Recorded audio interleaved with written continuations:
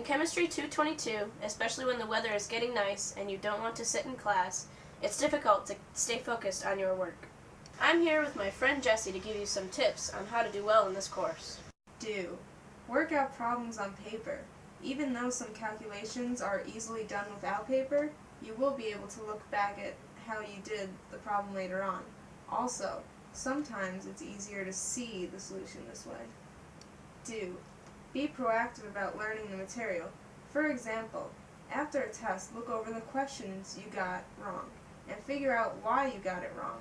This way, if a similar question comes up again, you'll get it right. Do. Review your notes as often as you can, even if it's just 10 minutes right after class. This will help you fully understand what was discussed in class that day.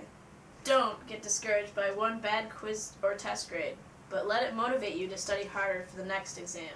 Don't be afraid to get help outside of class, whether it be from a professor, friend, or SI instructor.